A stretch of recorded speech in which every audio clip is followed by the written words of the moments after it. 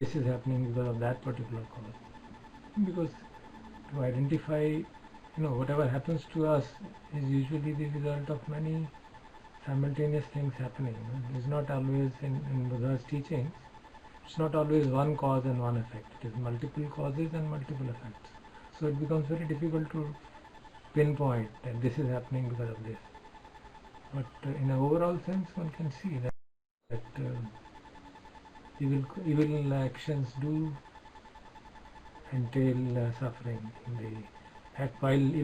Even while doing it, as the example is given of anger or ill will, and we do anger or show anger or not show anger, I should say, when we get really angry, we do suffer ourselves also to a great extent.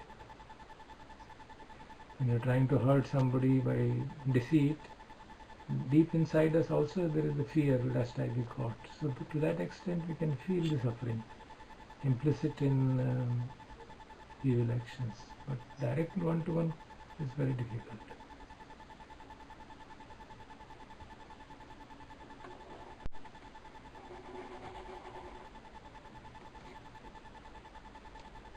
You can say that Shailesh has put another question. Can't we argue that parents' karma was to be killed by their own son? Yeah, that also could be there. That also must be there. Then the doer of the action cannot, as long as the action has been done by volition, then that is an action. If an action is done without any volition, out of sheer let's say that a certain action had to be done in that particular moment. The actions like killing usually are not done in that manner without a volition. It's very difficult to do that. But certainly you can say that that is the part of parents' karma, but the child has done it so that he also has earned karma in that sense. So that's why it is said, to decipher which is the original karma which is resulting in a chain of actions is extremely difficult. And Buddha always mentions, karma vipaka chintayo, that to think about the fruits of results is not the domain of thinking of ordinary people or even of enlightened beings other than a perfectly enlightened Samyak Sambuddha. So even among the disciples of the Buddha we find other than him only nobody was able to really trace the actions of people to their various past lives. It's very, very difficult for them. Even Mahamoggallana, who had the greatest psychic powers, he could not trace back the karmas of the people to great lengths. It was only the domain of Buddha. So it's very difficult for us to really find it out. But the fact that evil consequence will follow from evil action, I think that should be quite evident from our own experience. Of course, when we see others, then we can get into confusion. You may say that a deceitful businessman is prospering, but that must be the apparent truth. But what is happening to him when he is doing deceit? We don't know that. So the experience can be verified on our own selves only. So if you see superficially, sometimes you can get into a confusion. But if you look at it deeply, you find that this is the way. If I do deceit, I suffer, and the other person, when he was doing deceit, he must be suffering, though temporarily he is getting more money or able to become rich and things of that kind, or even pulling each other's leg deceitfully to get promoted and not making sure that other don't do. All these things immediately in the kind of limited view, if you see, they may seem that the person is benefited. But as we had read, one of the verses, if you remember, Rajesh, we had read one verse that an evildoer may not see the consequence of his evil immediately, and he may think that evil doesn't have any action. But in due course, when the evil comes, then he will repent. Similarly, a doer of good deeds may see unwholesome reactions on him. But then when his virtue ripens, then he will be able to see the effect of the virtue. So immediately if you try to see, it may not be possible, because as is usually given the example, the trees ripen at different times. Some trees ripen within 8-9 months and give a fruit. Others take 1,000 years to ripen. So it's very difficult to find out when will a particular action ripen to produce the result.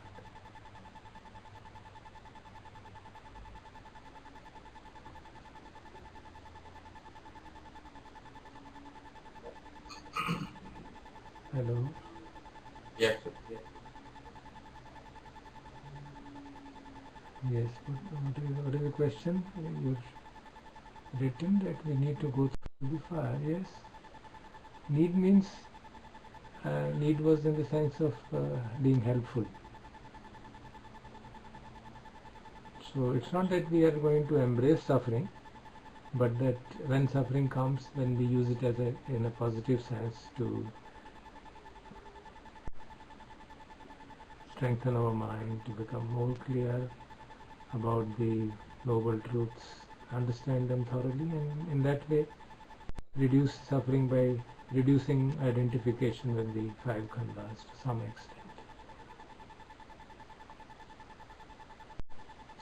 Arpan is asking some question. I think he is not able to see these typing of the questions. Kindly advise him, Deepak. Yes, sir. Right.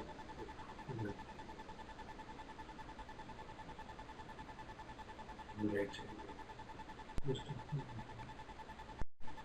Right. yes, sir, we are fine. Okay, Prashant, hear me?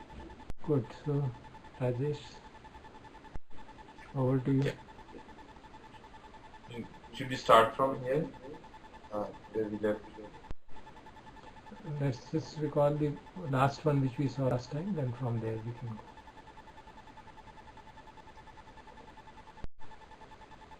The last one was Yeah, that's right.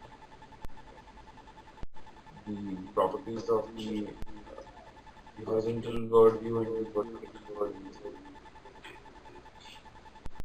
And I think horizontal, how we live most of the time, we live the time in the past and the present. We live because of we live driven by the desire, and most of the suffering because of state of resistance that we have, and that state of resistance is the institution of universe place of individual, where the sense of self arises, and this view has chaos, as we can identify also the chaos of ourselves. And the vertical is the opposite. Sir, can you reduce the volume from your side? Yes.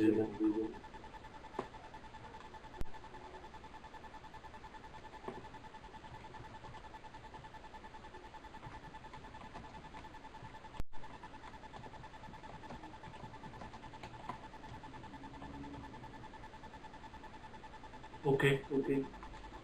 अभी भी आ रही है. Ego is still there. Hello, hello. Yes, sir. Can you hear me? Yes, sir. And now can you hear me? Yes, sir. Sir आवाज तो आ रही है but sir आपका speaker में सर माइक्रोफोन को वॉल्यूम हाँ.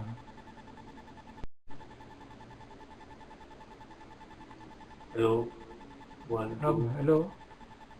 अब नहीं आ Can रही. you hear me now? Yes, sir. Yes, sir. We are able to hear you. That is fine, sir. Echo is not enough. Hello. थोड़ी सी तो है, but ठीक है, that should be okay. Can you hear, sir? Hello. Can you hear me? Yes, sir. यहाँ से दे दो. And now can you hear me? Yes, sir. Well, I'm switching it off. I don't know what is happening. So we can also switch off from our side also. According to the knob, I have switched it off. So we are switching from our side. So sir, you should be able to hear, but we have switched from our side. Your microphone.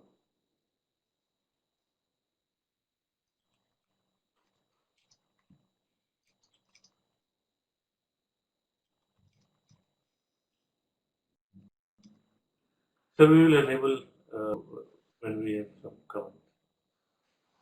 Okay, you can start.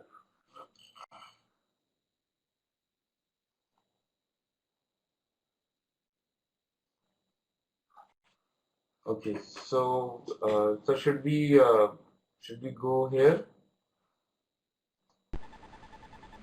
Should we start from this slide?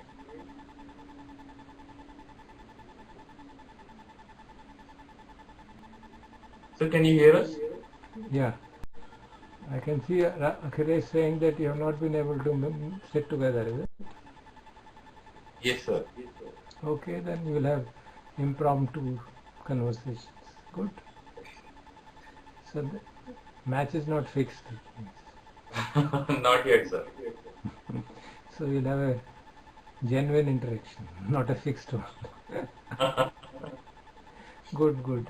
Sorry. Okay. So the next slide or the next chapter, the author focuses on the view, which is the right view and the view of the interconnectedness. And this is also something that sir, you asked me to talk about interconnectedness. So I was thinking about it, and I think the interconnected can be explained at multiple levels. We talked about in our sessions, one of our sessions, where from the scientific point of view, we can see the interconnectedness at the quantum level. We know that our bodies exchange most of the atoms with the rest of the environment and other bodies, and a large number of the atoms are exchanged within a year. So there is definitely an interconnectedness at the level of the material that we are made of, but we don't feel that. And we can see the interconnectedness at the level of emotions, where we feel at least the emotions of most of the people that we feel are part of our extended self, which could be family members and friends and other acquaintances, and we feel we are emotionally attached, interconnected to them. If there is, if the children are in pain, the parents, definitely feel that pain and feel the extendedness of that pain. So we seem to have interconnectedness at the emotional level. From the perceptions also, we feel that we are interconnected.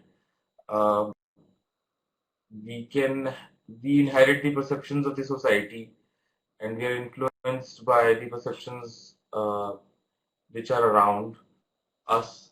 And not only just inheriting it, we also have a interconnected response to the perceptions. If somebody has a perception, and the way we respond to it is through our perceptions, and there is an inherent interconnectedness there.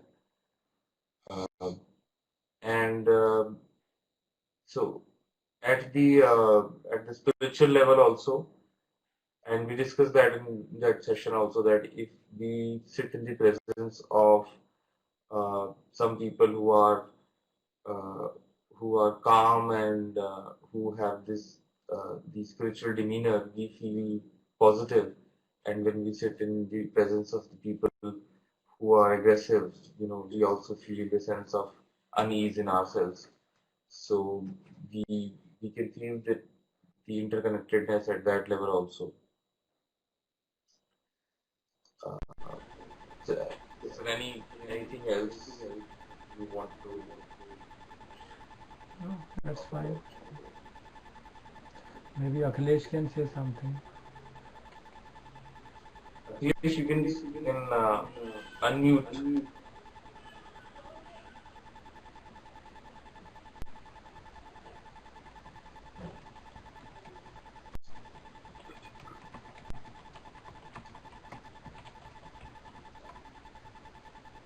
Hello, can you hear me? Yes, please go ahead. Yeah, so sir, I did not find anything specific to this horizontal vertical analogy. Regarding interconnected. Yeah, and in this form yet, but what I found a couple of related to what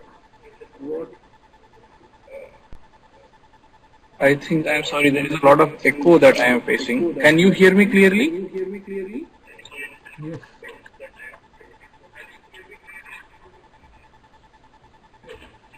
Okay. So I will ignore my own echo.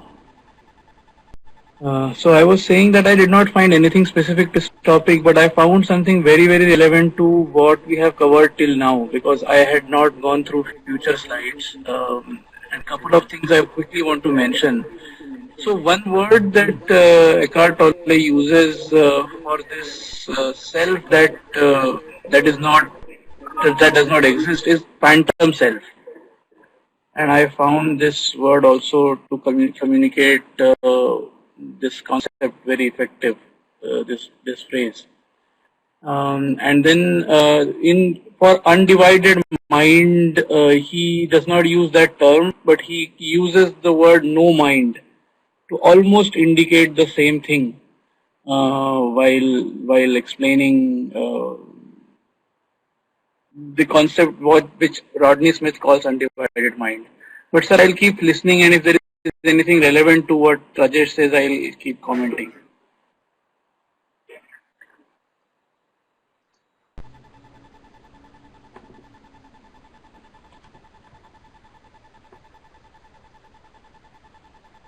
Okay, sir. So I think in the we can move to the next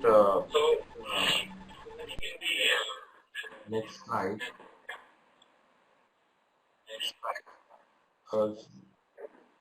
We still have the echo. Okay. Okay. So the next in the next chapter, the author is talking about the wise view, and he has taken the wise view, wise intent, uh, wise actions, and many of the eight eightfold path, constituents, and tried to give his point of view on what those mean. And the one that also starts with is the wise view, and Rodney says that the wise view is about having the view of interconnectedness, and also the view about the truth of the self. We've discussed that whether this self, what is self, and whether it's artificially created by our own mind, or it's really there. And I think we discussed that the means of our practice can't be different from the ends we seek, which means that if we do our practice from the sense of self, then we will not be able to see the falseness of self, because we are being driven by the self. So the means of our practice needs to be very wise, otherwise we will not be able to reach where we would like to reach. So and also this, the mind is very mind in the self is very intelligent or shrewd, in the sense that we generally reinterpret the problem from the self.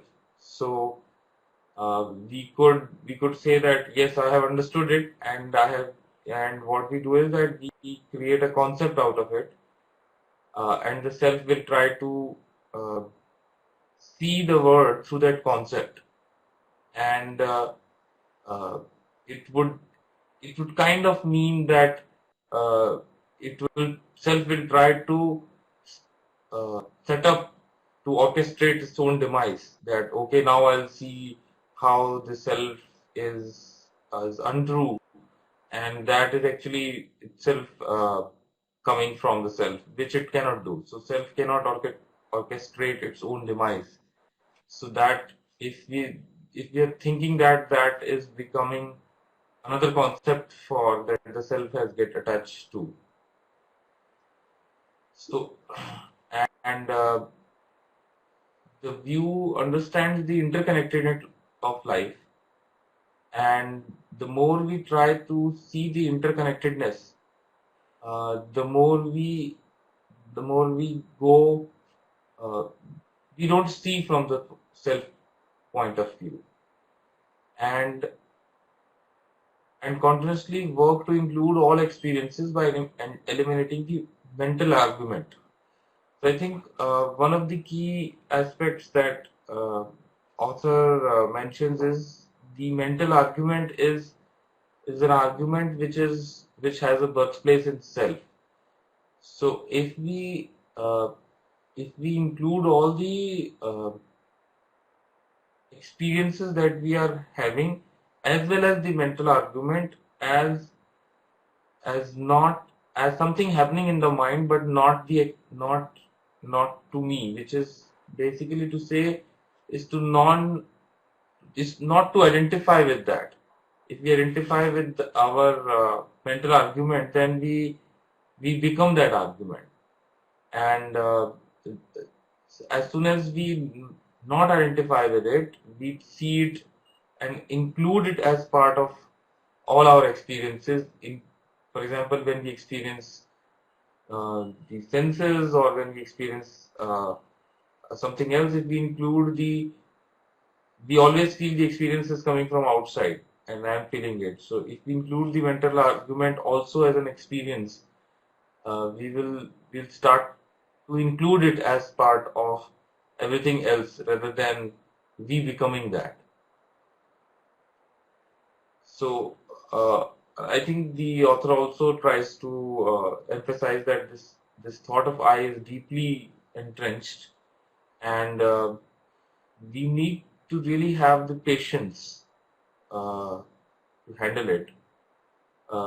And the only effort, if any, that is required is to be alert, or to be aware or attentive to whether the self-image is arising or not, and then let it go. Let it go.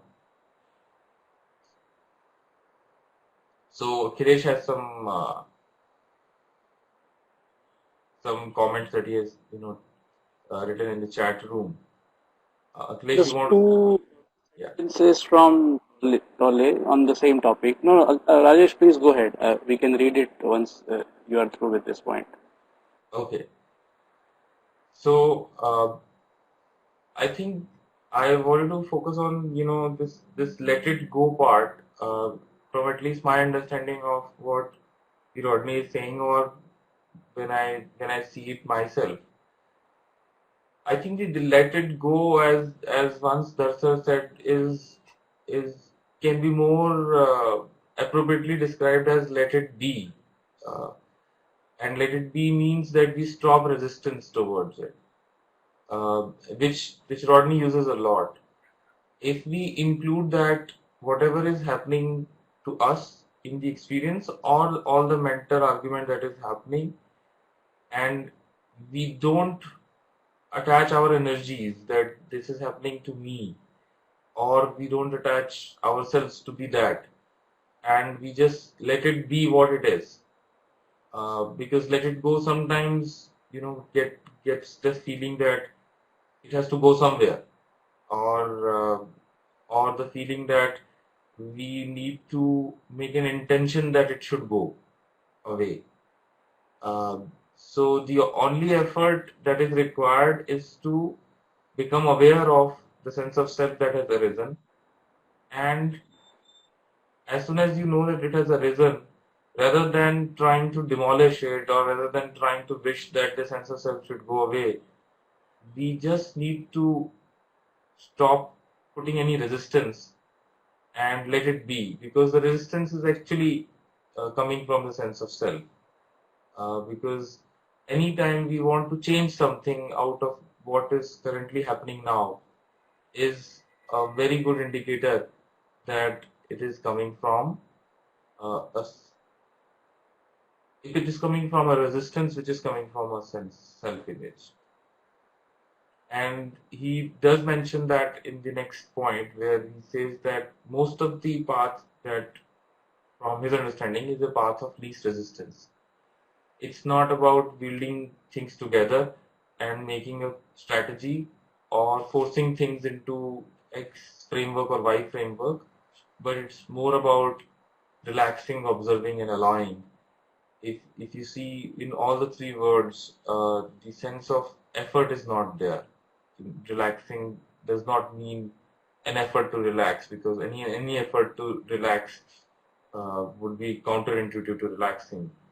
And the same is true for allowing. Allowing, if you try to allow things in, it's another superimposed effort, which will not allow the things that you're allowing to happen. And observation also. So let me take this question at least from Silesh. If you don't identify with experience, how or what does right action mean to solve the worldly issues? And this is an extremely good question, Silesh, and this is one of the big things that we have been discussing. And if Raman would have been here, he would have definitely, asked this question. If you don't identify with experience, then how would the right action come? I think Rodney actually, addresses this later on. There Rodney mentions that we have this strong and very, very inherent and imbibed faith that the right action can only come from a sense of self, where I, as a person who has the understanding of the situation, who has the best solution available in my mind for the situation, can only drive my body to take that action. But if we just try to release that faith, and also have the faith that there are lots of things which so there is another broader intelligence that is operating, and if we just release the sense of self, a much better sense action will happen, and from the same mind body mechanism, but you may not feel the ownership of that action, because if you are feeling the ownership of that action, it is coming from a sense of self, but it will still happen.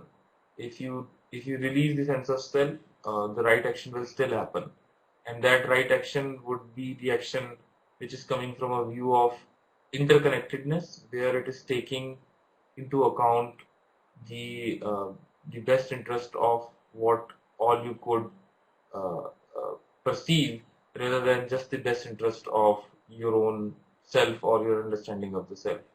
And actually, he goes into a lot more detail in the next few chapters. So, Silesh, does that answer your question?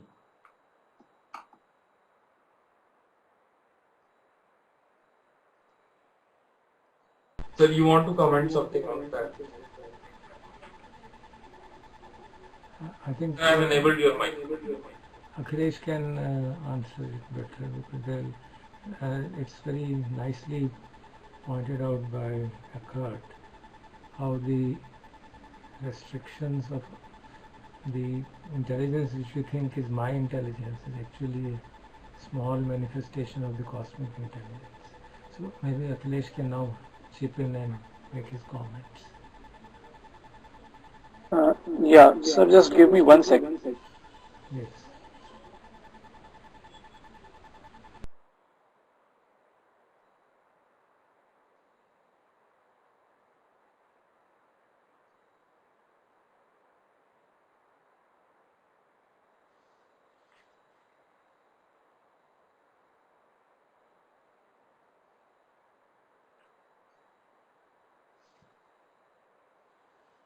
So what you just said about this cosmic intelligence point, I just want to uh, type in something which is, he says very beautifully.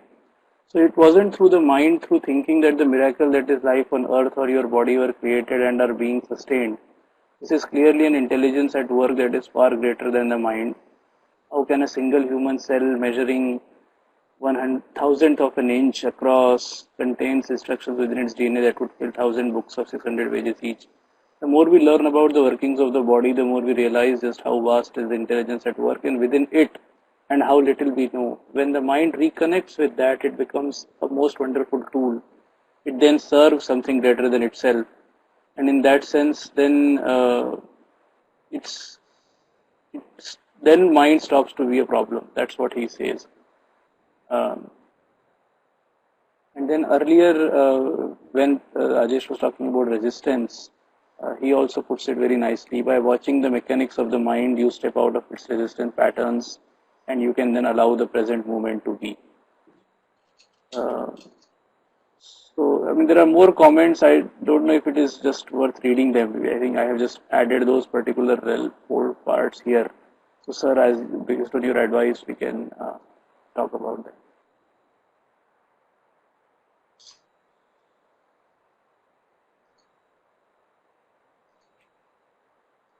Issue of So we can hear you now. okay. Whatever Akhilesh you feel is relevant to this slide, you can present that. Yeah, so I put something before also. Last 5-7 minutes of what I explained. Now, one thing that I realize is there is uncanny resemblance between, not necessarily uncanny, because I mean, both if understand this reality, then they would be speaking of similar things. The difference really is in words and how they really put it. So, for example, this thing that so one of the comments is, in fact, the harder the mind struggles to get rid of the pain, the greater the pain. The mind can never find the solution, nor can it afford to allow you to find the solution, because it is itself an intrinsic part of the problem. So what Rajesh was saying about, can the mind work to sort of destroy itself, or and also it somehow relates to what that Einstein's quote in the beginning that says, can you solve the problem at the same level at which it is created? And so in that sense, it's about realizing the interconnectedness, breaking this sort of notion of self that I am my mind, or as Tolle puts it, I am my pain body. And then so he goes further to say, so the single most vital step on your journey towards enlightenment is to learn to disidentify from your mind. Every time you create a gap in the stream of mind, the light of your consciousness grows stronger. One day you may catch yourself smiling at the voice in your head as you would smile at the antics of a child. This means that you no longer take the content of your mind all that seriously, as your sense of self does not depend on it. This is very similar to what Ajahn Sumedho says when he says, don't take it personally. So these are some of the things that I found relevant in context of what is being said. Good. So you can carry on, Rajesh. Yeah. One So thing one- which you should note is the operative part from the point of view of doing or meditator is this. I can't highlight it. The effort needed is to know when the self-image is arising. That's all you can do actually. So all that we can do to move in this direction of coming to terms with our strong attachment with the five khandhas is that during our interaction in the world, whenever we notice the I arising, we become aware of I is arising and let it be there. And the mere awareness of I arising and our deep understanding of the consequences of that will naturally create an inner kind of shift and make us see that we then don't let that I dominate our subsequent response. That's how our responses to the life become different. When we are not aware of the arising of I, we get caught in the mind, defense mechanisms, arguments, supporting particular positions, ideologies, images. We are always doing that. The moment we see I arising, then our response to the situation would be in the light of that understanding that it is ego which is arising and trying to dominate. So we will not let that ego dominate, hopefully, and slowly and slowly the extent to which the domination of ego happens will come down. So that I think we can see as a practical step which we should all do as meditators, as fellow travelers on the path. And I think I have seen it myself on my experience that it works quite well. As and when we are able to see the I arising, your subsequent response immediately would change. As long as we don't see it arising, our response is carried away by the emotion, which is usually the dominant factor in deciding how we are going to respond to a particular situation or a particular person or whatever.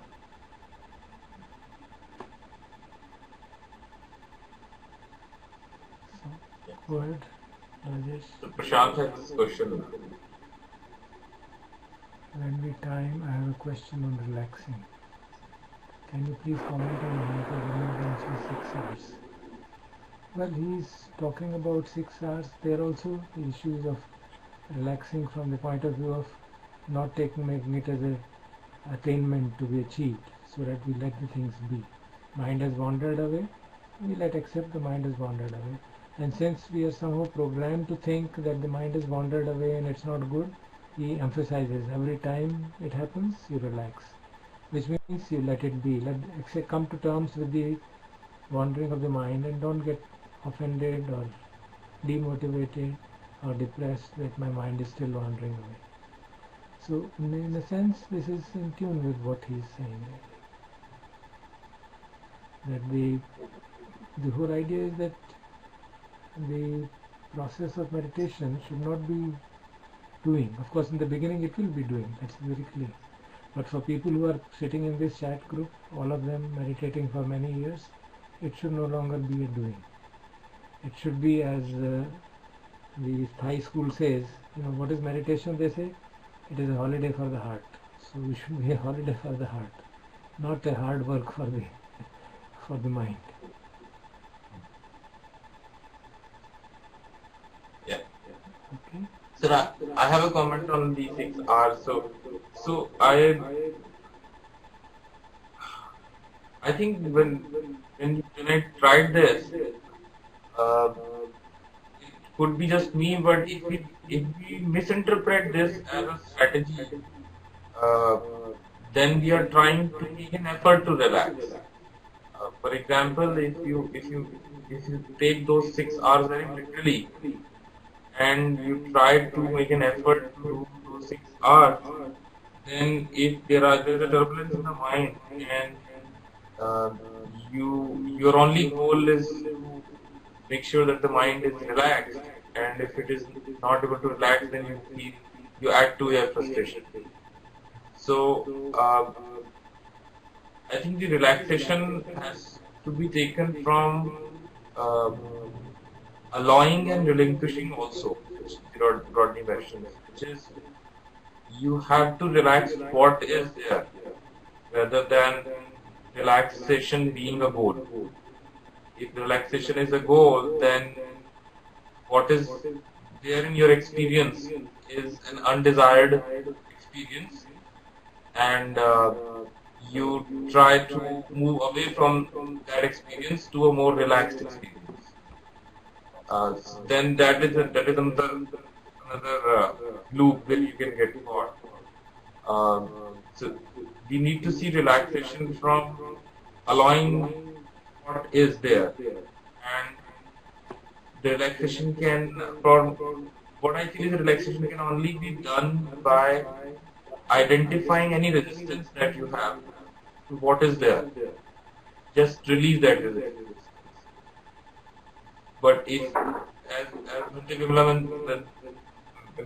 has mentioned, your 6 hours do really work, just that we can easily misinterpret if one tries to make effort and make those hours as goals. But all the 6 hours doesn't mean relaxation, right? There is only 1 hour which means relaxation. Right. Release is also there. Release, yeah. Relax, release. Yeah, so release is that whenever you are getting whatever thoughts are coming which are distracting you, you just stop following them, just release them. And then you relax, and then you come back to your meditation subject.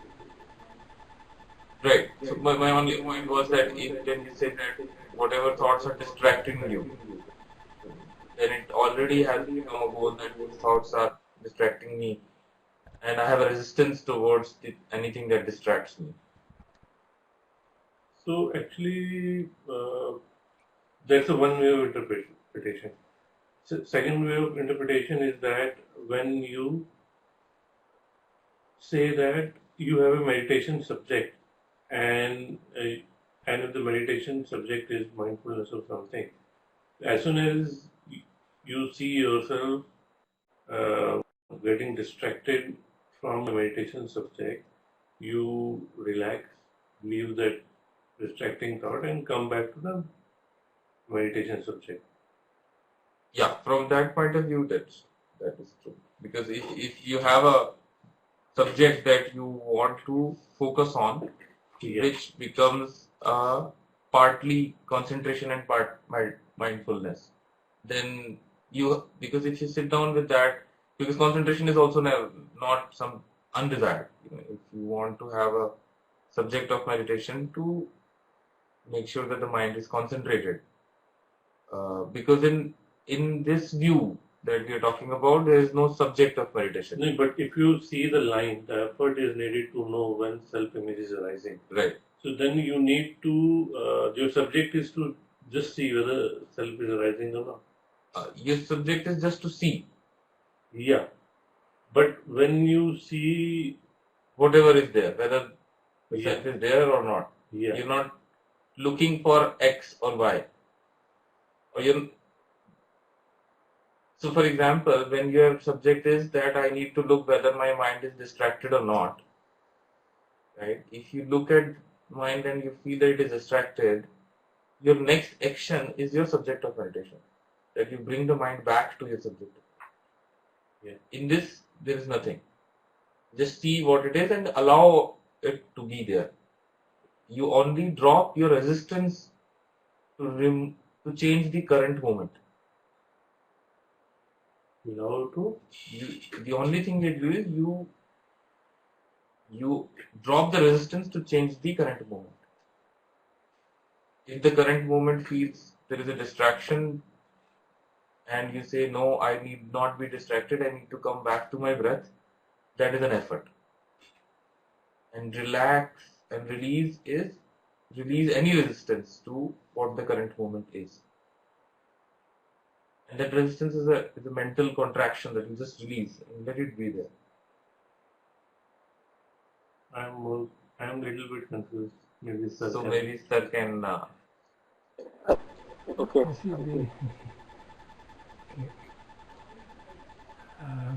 Let me share with you a joke. I think that will make it clear. In one of the courses, a fellow teacher at that time was conducted. A foreign student came to him and said, What is it? I'm having so much pain, and every time, every instruction you say, be happy, be happy. Is it an order to be happy? How can you order us to be happy? I'm very unhappy. So, you can't be ordered to relax. It has to be a natural action of acceptance of what is. Isn't it? So, if we recognize that there is tension, mind is wandering away, usually because of our past conditionings, we think mind has wandered away, so we have not achieved what we wanted. My mind should not be wandered. So there's a resistance. So if we release that resistance, then we can relax naturally. You don't have to do anything to that. And of course, then he introduces that you smile and all. That's another way of adding to the relaxation, because most of us, especially the people who are given to achievement very strongly, for them to realize that a simple thing like observing breath bhi nahi mere se hota, it is a great hurt on the ego, no? So therefore the need for a teacher to say कि भाई बुरा मत मानो, कोई बात नहीं, smile भी कर सकते हैं, mind भटक रहा, कोई बात नहीं, even then you can smile. So these are expedient means of really bringing the mind back to a state of equilibrium, so that we can be calm and quiet. Because any meditation, especially Anapana, a precondition is mind should be calm and quiet. Even in the 10-day course, you would recall Goenkaji again and again says, with a calm and quiet mind, alert and attentive mind. But if the mind is seeking something, then it can't be calm. If the mind is constantly seeking कि अभी तो मेरा मन 1 घंटे में 100 बार भटका, अगली बार 90 बार भटकना चाहिए, तो जहाँ चाहिए आ गया वहाँ मुश्किल हो ही जाएगी. तो उस चीज़ को समझने की आवश्यकता है. It needs, one starts with that obviously. In the beginning there will be a tension, there will be some amount of attempt to achieve, but slowly as we mature, we need to give it up. So we should see it in that light. Relaxation should be seen in that light. Because otherwise by relaxation you can see, ठीक है बैठे रहो जो हो रहा है. And then you are not mindful also. Yes. So But I it think, is a very delicate thing. One has to really cultivate it properly. It is a relaxed attention. It sounds funny, no? Relaxed attention sounds funny. It sounds contradictory. But I think that is closest to it. Yeah. अब उससे ज़्यादा शब्द कोई ज़्यादा अंग्रेजी हमारी अच्छी नहीं ना इतनी. हिंदी भी शायद नहीं बता पाएंगे, but that's the way it is, you know. ठीक है. You're not lost in hallucinations or lost in imaginations and daydreaming. You're aware. Mind is wandering. It's okay. That also happens. And then you accept it ungrudgingly, without any reaction. Mind will be relaxed naturally. And if you smile, that helps in relaxing the mind. Just as Ajahn Sumedho says that my take on First Noble Truth is suffering should be welcomed. And this is not what Buddha's words are, but he says this is a good expedient means. If you adopt that posture of welcoming it, then there will be no resistance to it naturally. So these are the methods teachers have devised to help us to practice what the correct way of practice should be. But They should sir, also edit some things. relaxed attention is one part of it, right? Or it's the whole part? Well, as far as Sati is concerned, that is enough. Relaxed attention is the essence of Sati. But Sati has to be one of the factors of my Eightfold Path. We have to see that also. So, in the scheme of things which Rodney talks out, for him wise view, Sammaditthi is the key. So if you start from Sammaditthi, everything else will follow in place. So you can see that also has its meaning. So there are all these Eightfold Paths are not linear actually, they are all intermeshed very strongly. So if we see them and practice them, then we'll see how Sammaditthi will inform everything else, and everything else will inform Sammaditthi, and they will strengthen each other. But are you saying, sir, that by relaxed attention, uh, we also see the self-image arising and related. Right? Yeah. Okay. Arising and passing away of phenomena should lead to insight. That is very important. You can see arising and passing away, and that remain at the superficial level only, unless you use it to develop insight. I can see arising and passing away of sensations and just see it mechanically without letting it inform my judgment and change my view. I've seen it happen with me and with many, so there's a need to be more careful. Attention is a word which needs to be seen. That's why we don't say that, we say mindfulness, because that has a bigger meaning than attention. Attention only means just being aware of what you're seeing or hearing or thinking. Mindfulness is a bigger domain. Being aware of what is happening in the body, mind, its concomitants, analyzing, investigating, all that is a part of mindfulness process. But sir, problem what happens is that initially the effort probably starts in right direction, then meditation becomes something which is just projecting the self-image or is actually becomes a mechanical process. Yeah, And that's then why the one need gets for, trapped in yes, that. you are right. That's why the need for informing with the samadhi, keeping samadhi intact all the time. That is the only way to ensure that it does not become mechanical. Especially if you do body scan, it can very easily become a mechanical process of waiting for the painful sensations to dissolve and get converted into pleasant sensations, or waiting for 1 hour to pass. So the meditation session and the life should become integrated together. That will happen if this samadhis explode during our day-to-day life, which is always possible, because whenever there is any discomfort, any dissatisfaction, we can be sure if we have understood Dhamma theoretically, Pariyatti is properly understood, then we can use all of our experience to verify it, to question it. The Buddha always says, we take Dhamma characteristic as Ehi Passiko, come and see. Come and see means what? Come and investigate. So, when we say that Panchapadana Khanda Dukkha, we need not accept it. But when actually there is dukkha, then let us investigate. देखें तो सही ये कौन सा खंड के कारण दुख है. अगर लगता है किसी भी खंड के कारण दुख नहीं है तो फिर तो then we can challenge Buddha. But we can find कि नहीं ये तो क्लियर है कि इस खंड के कारण दुख है, संज्ञा के कारण दुख है कि संकार के कारण दुख है. Then we slowly become more and more clear, more and more clear, more and more clear. Because all this is very counterintuitive. So it takes a lot of time. It's a tenacious view, which is held by mankind for thousands of generations. So उसके counter में जाना काफी challenging task.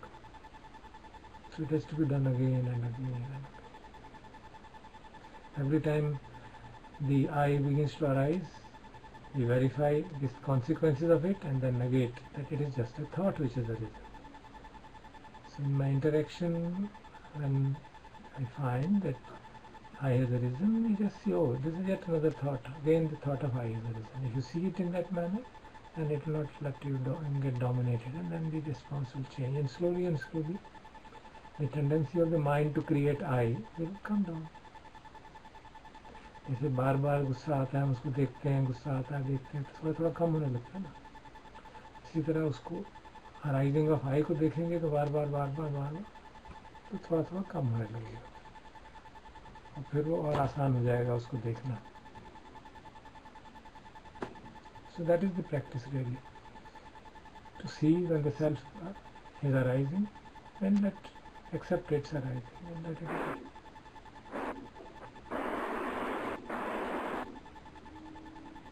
Sir, when we say we have to see arising of I, and then we say that we need to see whether uh, suffering is coming because of any khanda, whether it's body suffering or whether this is a feeling which are getting attached to, which is causing the suffering or our perceptions. So, the meaning to see the attachment to I and see the suffering to any of this kind of same. Yeah, of course. I, what is I we are talking about? I means the khandas basically. Yeah. Panchupadana khanda dukkha. And Panchupadana khanda is what we call as I. What do we call as I? The body, our thought processes, our way of thinking, our habit patterns, our feelings, our mental reactions. This is what we call as I. Isn't it? So we must be clear. We are not suggesting here that there is no I. We are not saying that. So that also is another view. Anatta does not mean that there is no self. That's a common mistake we can get into. Anatta means that the identification with five khandas is not there. That is not the self. Even in fact in one discourse he says whether you believe in five khandas being a self or there being no self, both of them are beliefs something. And if you operate the life on a belief, you will suffer. Because then there will be a position to defend. Otherwise there is an investigation. Every time suffering arises, we investigate. Dukkha jnanam, dukkha samudaya jnanam. So we understand dukkha is arising. And we try to understand it. And whenever we recognize this cause of suffering, second noble truth, the cause of suffering is tanha. So we verify, yes, this is tanha. And then we abandon it, give it up. And then we experience cessation of suffering. So we can see this all intertwined according to that. From a practical point of view, we can easily see it. Yes. So Prashant has a question.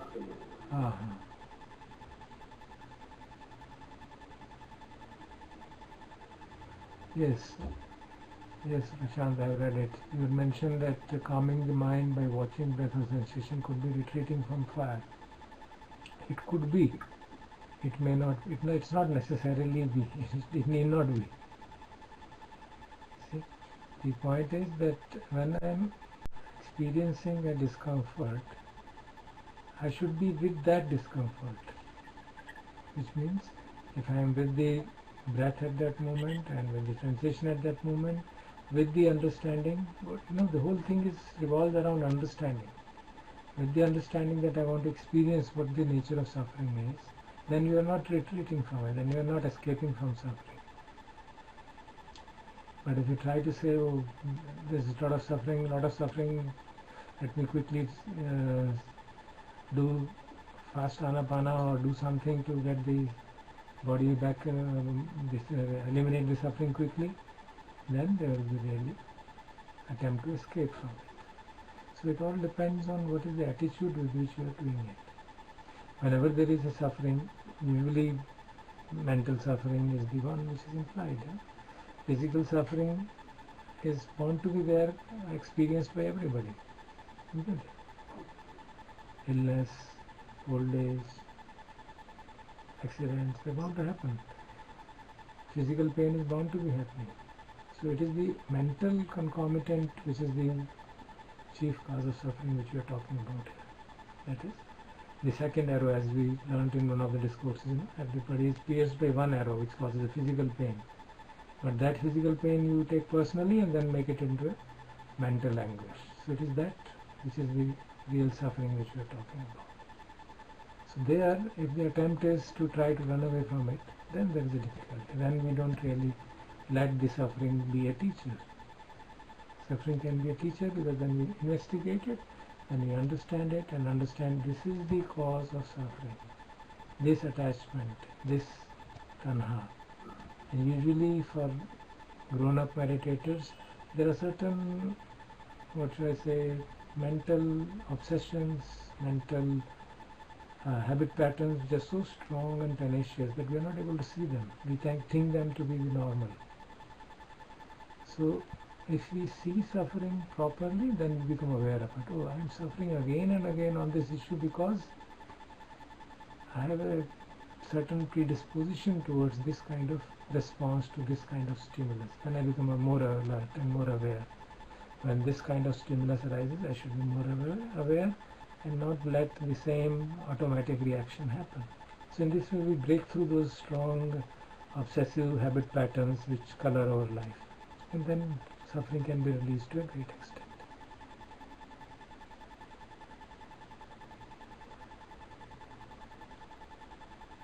Okay, so something let me read. Let's say someone has said harsh words to me and I feel angry and hurt.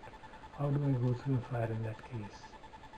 Yes, the good example I can see. When we suffer because of the harsh words, the first thing we can do is, in all meditations, I think, at least in our practice of body scan and breath observation, and that is the key, the kernel of our meditation. Whenever anything happens, we should investigate, we should ask the question, what is going on inside me? So if a harsh word is come and I feel angry, then I should ask immediately, what is going on inside me? Yes, anger has arisen. And we can see anger has arisen, and what it is doing to me, what I call as me, to my body, to my mind, I can see that. And I can see that the anger is arisen because if I have strong understanding of Dhamma, there is a tanha which has arisen because of my attachment to any of the five khandhas, and I can easily see my image has been hurt. So it is the sense of I as a good person which is being hurt, and I can see that there is no I who can be hurt, and understand it in that sense. So if my understanding is thorough and clear, then I can see that it is basically because of arising of attachment to the khandha of perception. If my judgment is being questioned, or if my habits are being questioned, or it is arising of khandha, attachment to the khandha of sankhara, and just observe it, and observe what it does to the body. So you are actually feeling sensations, but with that question in the background. Oh, this attachment to sankhara is causing the suffering.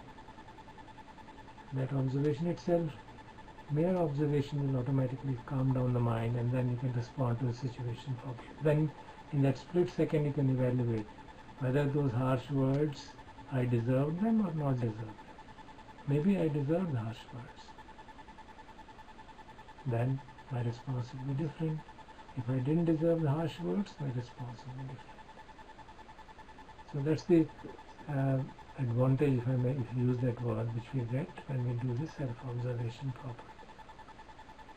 And not try to run away from the suffering of harsh words without investigation. Because if you do it without investigation, then it's very likely that the mind is constantly thinking about taking revenge or defending the position or defending the image. I am not that bad, he misunderstands me, the world is bad, the world misunderstands me, why am I suffering, why are people not understanding? So you get into all those kind of defensive arguments. But if you keep it as an inquiry, as an investigation, then those arguments will not arise because you are doing something else. And then the response will be much more mature. That's what I'm saying from the experience. Now Akhilesh has said us something. So we can read it out. Or maybe Akhilesh can speak it out for us.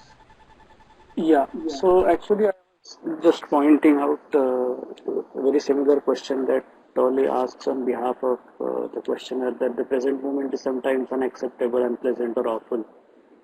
So he says, so it is as it is. Observe how the mind labels it and how this labeling process, this continuous sitting in judgment, creates pain and unhappiness. And by watching the mechanics of the mind, you step out of its resistance patterns. and then you can allow the present moment to be. And eventually, he says that you first accept the situation, see what happens, and then take action if necessary and possible. Whatever the present moment contains, accept it as if you had chosen it. Always work with it, not against it. Make it your friend and ally, not your enemy. Good, good. So, Rajesh, you can continue. Okay, so I think this whole point about how with what view we are doing meditation, as as I said, many things can be done in both the ways. We could be watching our breath and sensation, and we could be retreating from the fire, or we could be embracing it. So in the same way, in the meditation, we could if we just be cognizant of the fact with what kind of a view we are doing the meditation. And he says that if you believe that you are the owner of your awareness or attention, and you are viewing what you are viewing from a sense of control, that now I've tried to be aware of this, now I try to be aware of that. It's actually coming from sense of self. And if you just relax this and just try to be just aware, and that's a radical shift, and that's a whole paradigm shift, a shift from horizontal to vertical, where rather than viewing the world from self, or viewing the world from a goal that you are trying to do in the current moment, you actually just allow the current moment to be and let it manifest the way it is manifesting. In that case, there is no owner of, you don't feel the ownership of the awareness. And that's a big move, a big change in the way we see our meditation. And Rodney actually focuses on this a lot, and almost throughout the book, that is a big shift, and that shift is very core to our view, which is a difference of a wise view and non-wise view. So skillful means, I think skillful means are the different things, the tools that we use ourselves, whether some meditation technique, Anapana, or the body scan, or any other technique that we use to as part of the meditations. And I think techniques are pointing to the truths; they're not the truths themselves. So we should be looking at techniques as tools which can help us create a wise view, which can help us create wisdom. They are not the end to themselves. They are not the wisdom themselves. I really like the two aspects of technique that he mentioned. Every technique has a value and its limitation. And we actually either skew ourselves too much on the value or too much on the limitation. So if we skew ourselves too much on the value, then we will have the view that if we do this technique, then we are done. Then we have everything that needs to be done, and we are overemphasizing its value. And we say that technique is an end to itself. If I sit for 1 hour every day, then I'm done. I don't need to do anything, and someday I'll get the results of that technique. Enlightenment. On the other hand, if we see that no, this technique does not have has its limitation. The technique is not the end, and it may digress us from the wise view, and then we don't do anything about it. Then we are actually focusing too much on its limitation, and not realizing its value. I think the important point is to be somewhere in the middle, where we see the technique, we understand its value. Along with that, we understand its limitations also. So if we discard the technique, then we don't appreciate its value. If we take the technique as the truth, then we don't appreciate its limitations. Which I think is a very, very balanced view that he has portrayed in his book. But for us, he has focused a lot this book on all the people who are actually emphasizing a lot on the technique. So he wanted to give a lot of focus on making the reader understand its limitations. So one of the limitations of the technique is the credibility we invest in the technique. It is the faith that we have in the technique that and the investment that we make in the technique to reach a goal. And we believe that this is what will take us forward. ये जैसे कहते हैं ना कि ये अब नैया पार लगाएगा. अगर हम ये कर लेंगे तो then we are done. And as soon as we do that, the sense of self is very strong, and it grabs that technique, and it grabs the technique as life preserver, and the tool to end the suffering, and forces itself front and center. So the self forces itself front and center. Says yes, I know how to handle suffering, and I can strategize myself out of suffering. Previously, I was strategizing by optimizing my wealth, by optimizing my family life, by optimizing my work life. Now I have another tool because the previous tools have not worked for me. I know that optimizing through thinking of how to handle my family life, my wife and children, or how to handle my boss, or how to handle my wealth have not worked for me. So I need another tool. So the self comes in front and says, now I have another tool, and this is the technique, and it gives the full credibility to the technique and says it will take us through. And if you see, then again the same thing has happened. The self has grabbed the technique and fully made it as the center of as the front and center, and rather than the technique being pointing to the truth, it has made the technique as the truth. So Rodney says that the skillful means or the techniques are tools that should orient us in the direction of vertical. It means they are tools which should encourage us to see the vertical in the to understand the vertical view, to see that in the day-to-day life or in the meditation, they are the tools which are pointing us to that direction. And if we don't look at that direction but just grab the tool, then we are stuck. They are only a means to the end. They are not the end in itself. So, and if we just go a bit deeper, and so Akhilesh actually mentions a very nice point. The finger pointing to the moon is not the moon, but then you do not need the finger pointing. Yeah. And the point to the moon all the while realizing that pointing is not the moon.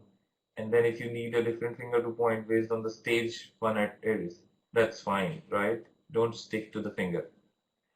Yeah, I think that's nicely put. So, and I think we need to realize that our true self is a wordless awareness. It is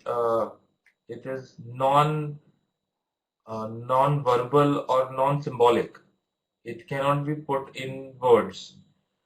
And when we try to mentally access it, we will actually connect the wise view to an image, to an image of what the wise view is, to put some words around the wise view, to put some words around the wordless awareness. And though it is required to point towards that, it is not that, because then if we just stick to those words and if we just stick to the images that those words create in our mind, then we are sticking to that and we are not trying to see where those words are pointing to.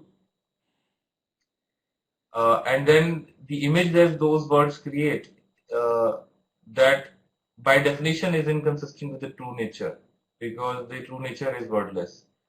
But they are definitely helpful to orient the mind to something that cannot be spoken. So all the Dhamma talk that we are doing, the books that we are reading, they're all different words which are pointing us to the wordless. But they are not the true things, because they're only pointing to the wordless. So he cautions that placing an image on the wordless is very risky, because once a conceptual idea is born, an entire materialistic view of the world is gone. And that is true for what he has written also. And so he cautions that do not take the words too literally, but just be encouraged to experience what the word is pointing to. Sir, anything you would like to add? Fine. Please go ahead.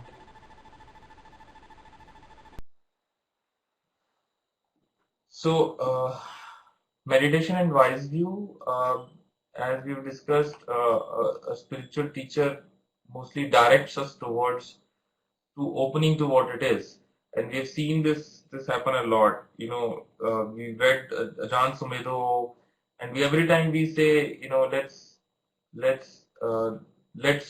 let go, open to what it is, and if you take that as too literally, then you make it as a goal, and then goal is grabbed by the sense of I, and sense of I will make it an effort to stay open.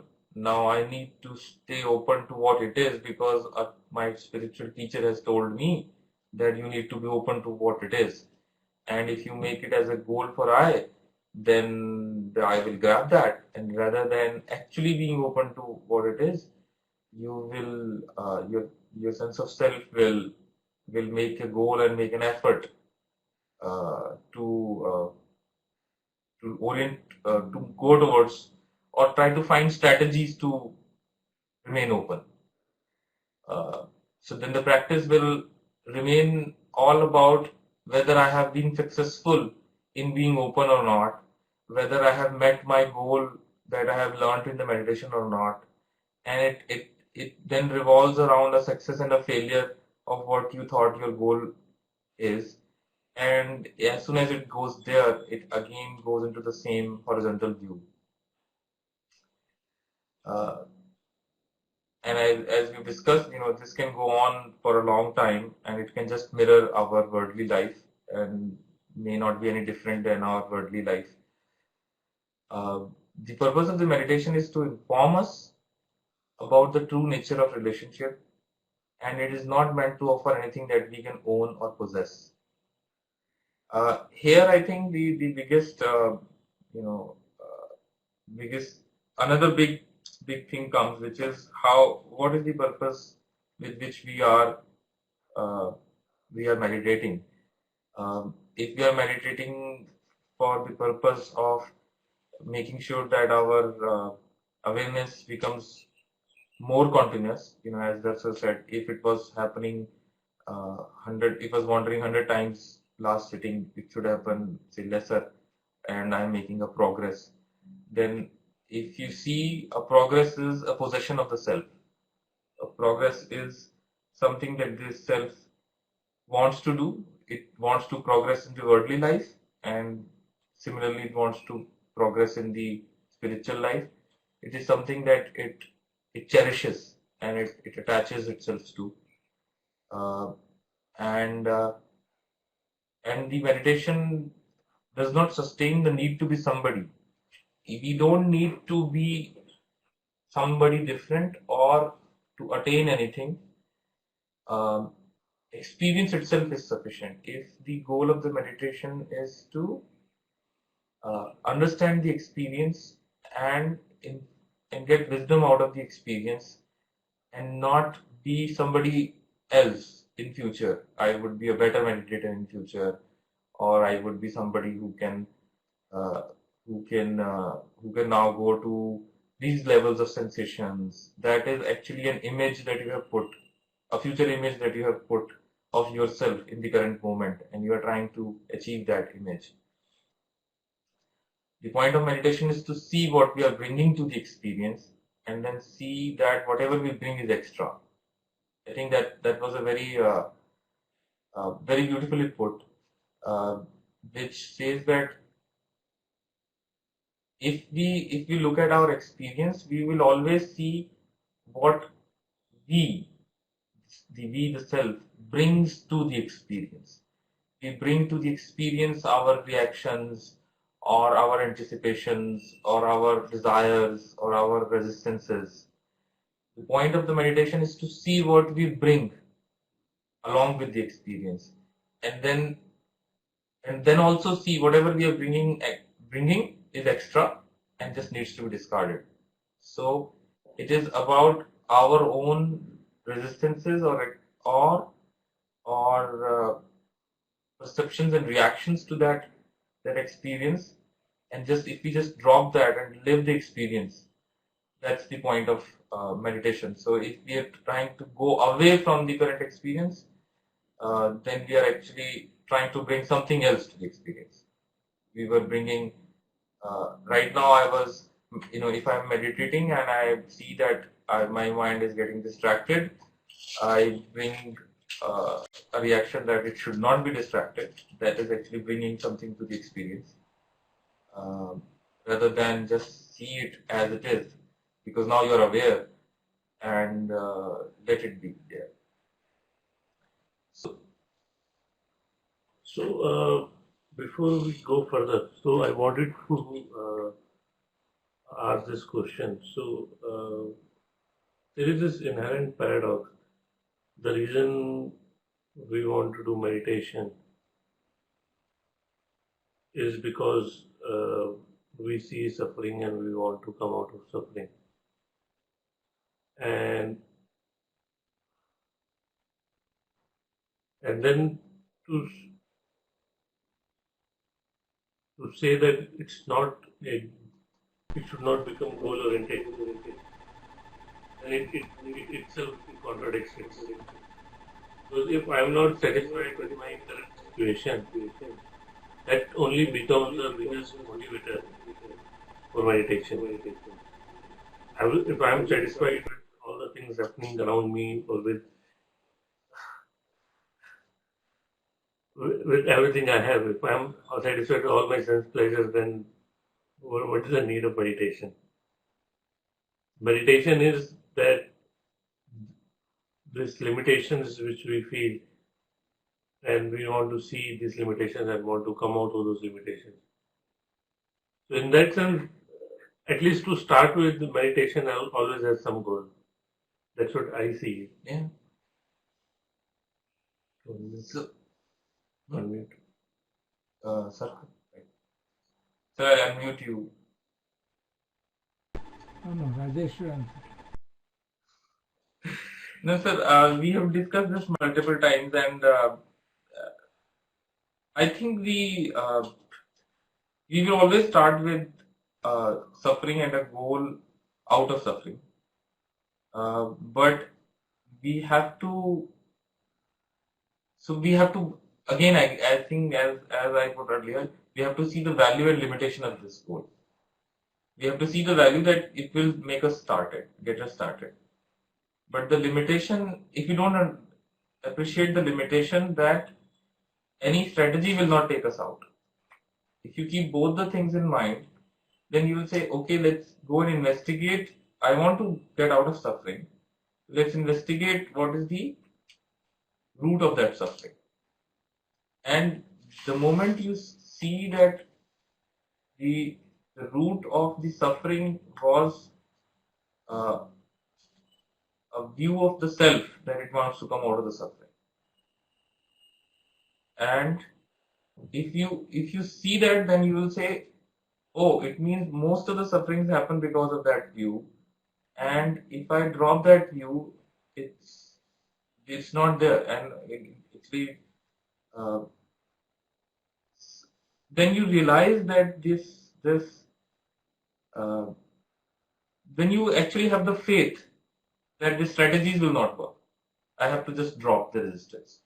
Suppose I say that there is suffering, and because that suffering is there, I want to do something, and I inherently understand that the cause of the suffering, unless I see my suffering and the real Right. cause of the suffering won't go away. Right. And then I do meditation to see the root cause of suffering. Right. And unless meditation is not reducing my suffering, so either I'm not meditating properly, or I need to again see what I can do to reduce the suffering. And actually, I believe that's the right point. That is the right point that can give wisdom. That if you believe that you're suffering and suffering is a motivator for you to come out of it, and you have already tried all the things that come out of that motivator, and they have not worked, then it means there's some other way to look at it. And that some other way is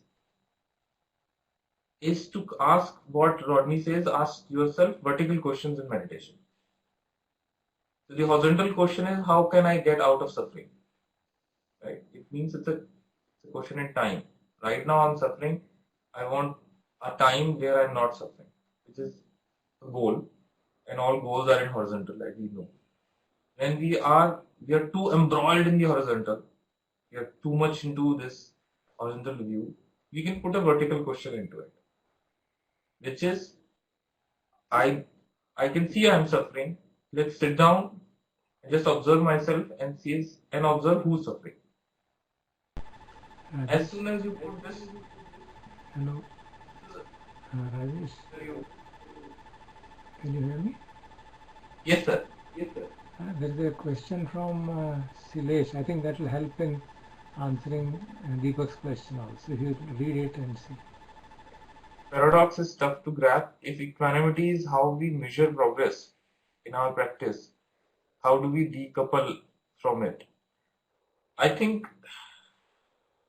so. Yes, let me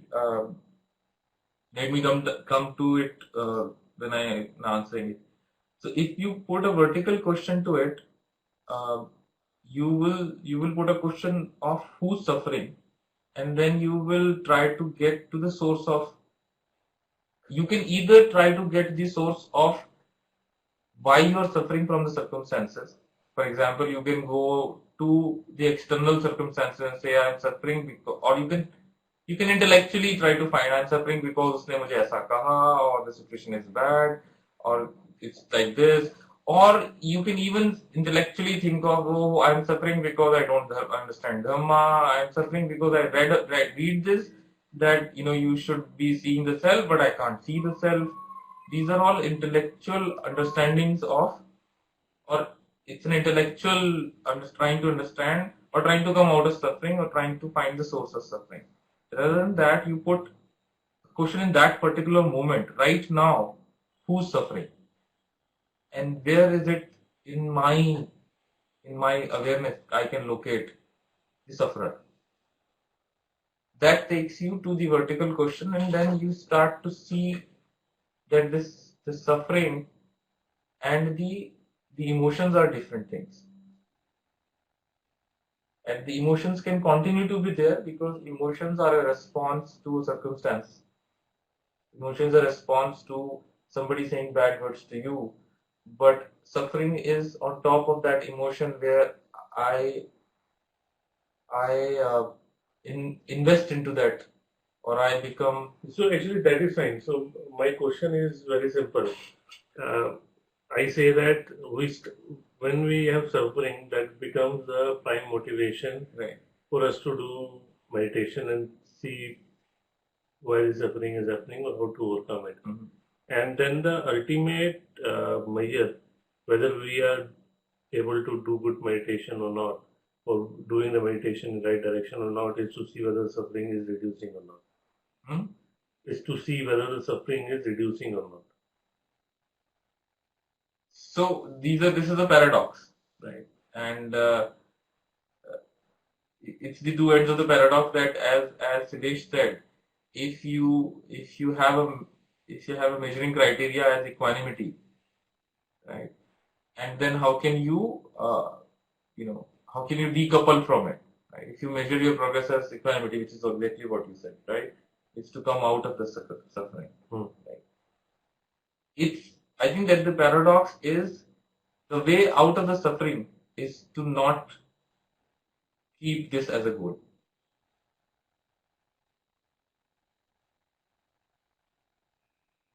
The only way, if there is another way, let's try that out.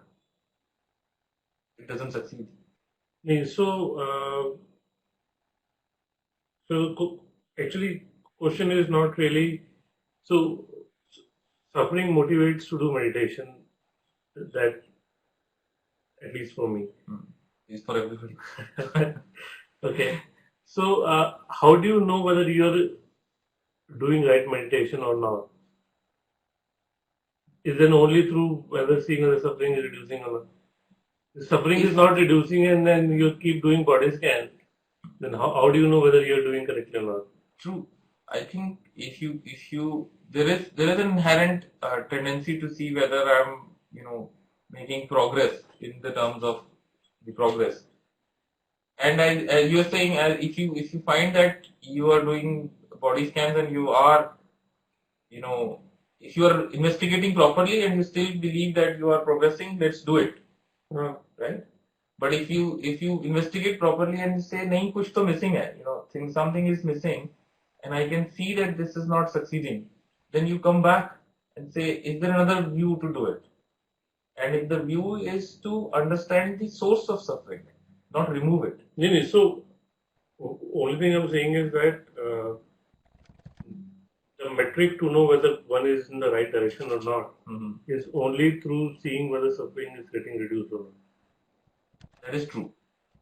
But to achieve it is not to make a goal of it.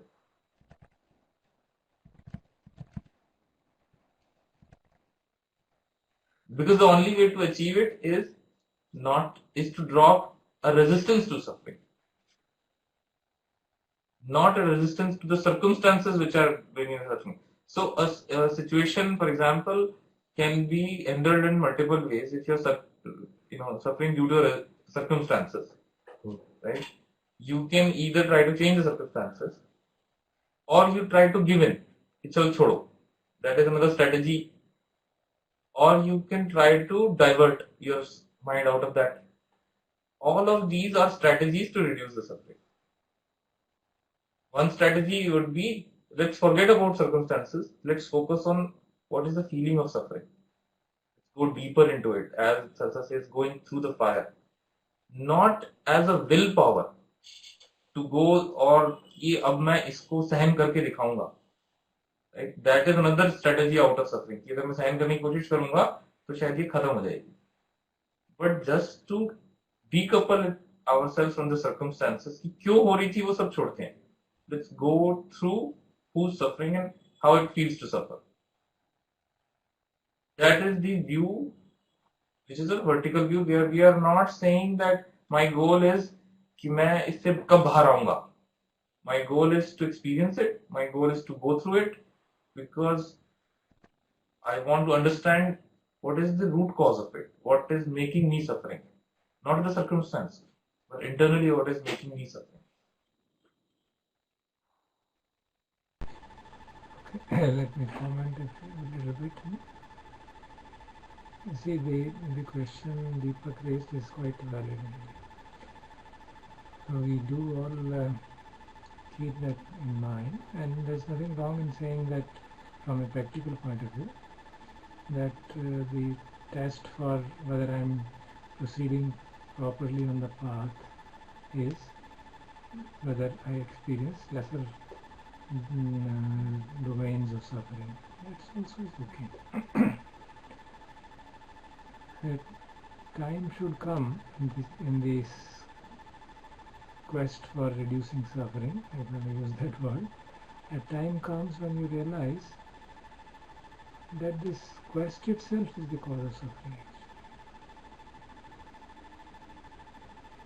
Okay, that because most of the time suffering is a reaction to unpleasant situations, phenomena happening. So when we say that Panchupadana Khanda Dukkha, it actually means this, isn't it? That the quest for suffering, the attempt to reduce suffering should eventually point us towards the fact that the origin of suffering lies in the existence of a sufferer.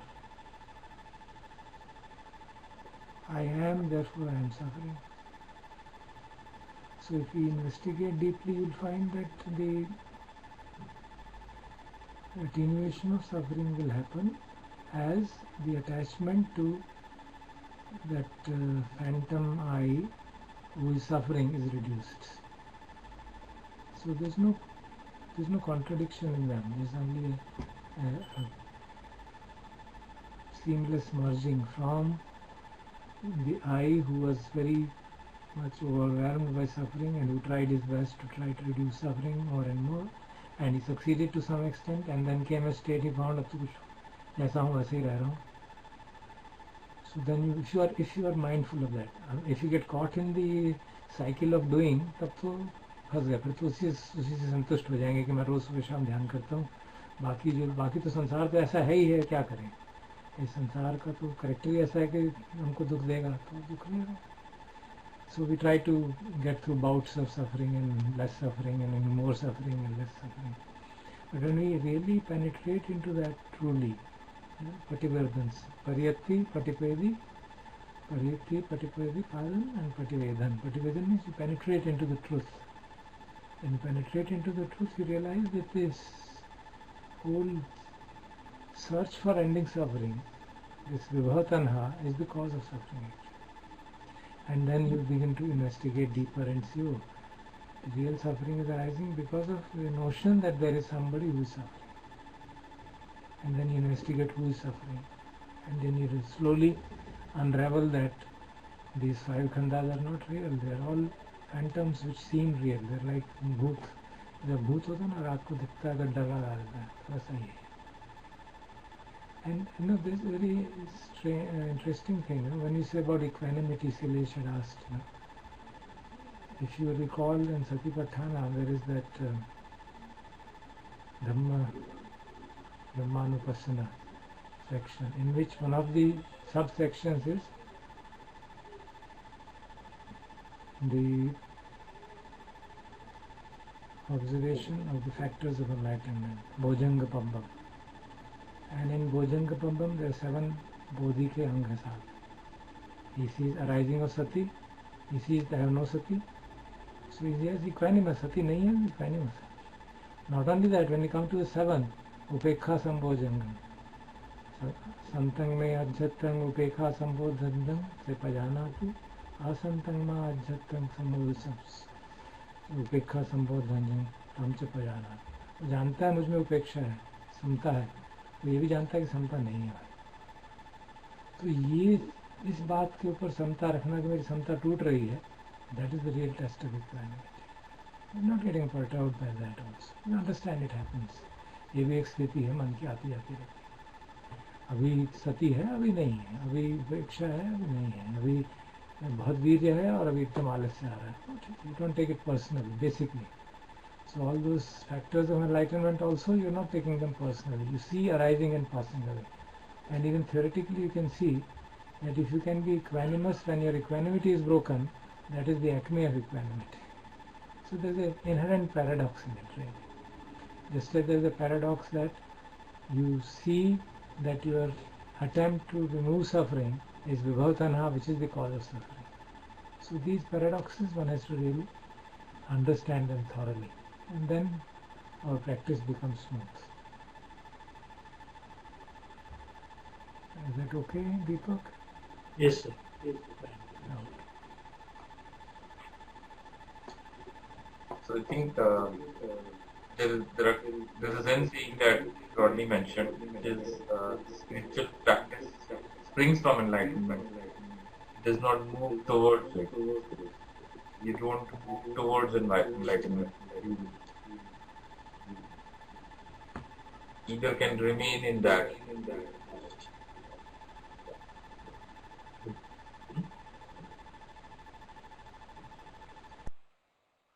So, in the dualistic or the worldly view of meditation, which is the horizontal view, it feels like we are adding to the situation, because whenever a situation arises, sense of control comes, and we are trying to add something to that situation by correcting it or changing it or diverting it, rather than actually flowing from that activity. So that is another cause of the origin of the sense of self comes from the sense or the need to act, or need to control, or need to change what is. Okay, and so we're starting a new chapter here. Do you think we should start it, or we can start it next time? So You need to digest it. yes, sir. Now we can. Okay. Now we can hear you, sir. Any comment? Should we stop and start this next time? Is that okay, Rajesh? Yes, sir. Because this is a new chapter, sir. Yeah. So maybe you can sit together with Akhilesh if you find possible sometime, and see if you can highlight certain points which he can bring, and then make it. I think this has been good that Akhilesh also could chip in wherever he felt. So that also it makes things from a different language. If you look, sometimes that word may sound more easily comprehensible, because words have their limitations, isn't it? Right. So, And so we can fix this match this time. pardon? And we can fix the match this time. Yeah, you're welcome to fix it. Please do. Oh, so Akhilesh, you will be there on next week or not?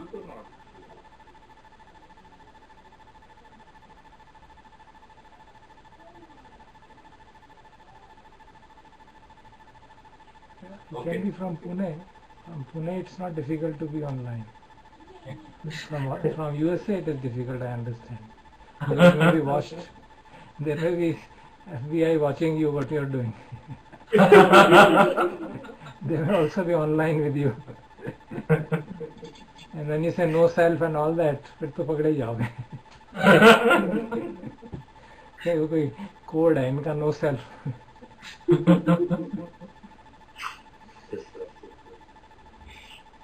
Okay. All the best. Thank you. Thank you very much. Okay, thank you, sir. Namaste.